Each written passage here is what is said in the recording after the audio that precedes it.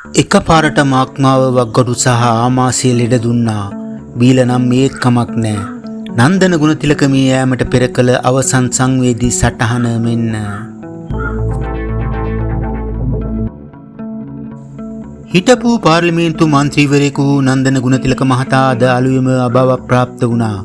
කලක් රෝගාතුර වූ ඒ මහතා රාගම රෝහලේ ප්‍රතිකාර ලැබමින් සිටියදී මෙලෙස මේ යන විට 63 වෙනි වියේ පසු වූවා. ජනතා විමුක්ති පෙරමුණේ මුල් කාලීන සමාජිකයෙකු ඒ මහතා ජනතා විමුක්ති පෙරමුණ නියෝජනය කරමින් ජනාධිපතිවරණයටද ඉදිරිපත් වී තිබුණා.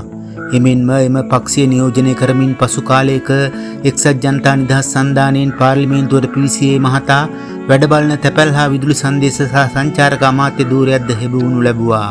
ඉන්පසුව ජනතා විමුක්ති පෙරමුණෙන් ඉවත් වූ ඒ මහතා එක්සත් ජාතික පක්ෂය සමග එක් වූ අතර එම පක්ෂය නියෝජනය කරමින් පානදුර නගර සභාවේ නගරාධිපති ධූරයට පත් වී තිබුණා. මේ උහුරෝවල් ගතව ප්‍රතිකාර ලබන විට මුහුණ පුතට එක් කළ අවසන් සටහනයි. මේ තරම් ඉක්මනින් මේ පොලිමර් බෝතල් වලට බාර දෙන්නට හිතුවේ නෑ මගේ ගමන. බුදුන් කියා ඇත්තේ පදාර්ථය තුළට ඇතුළු වන සිත සියල්ල හසුරුවන නමුත් ජීවයේ අනිත්‍ය බවයි.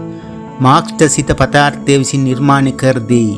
මොන දේ වුණත් දැන් මම මේ බෝතලේ සිරකරුවෙකුම පමණයි. එහෙත් පුංචිම පුංචි බලාපොරොත්තුවක් හෘදය තුල තවම නලියයි. ඒ බෝතලේ තුල තවම අර දකුණු පැත්තේ තරමක් බෙලහීනව මගේ හෘදය දිදිලුමින් දෙලෙන නිසායි. නොසිතූ ලෙස අක්මාව වක්ගඩු සහ ආමාශය ලෙඩ දුන්නා. බීලා නම් මේත් කමක් නෑ. නන්දන ගුණතිලකගේ අවසන් වාක්‍ය ඒ ආකාරයෙන් ඔහු සටහන් කර තිබුණා.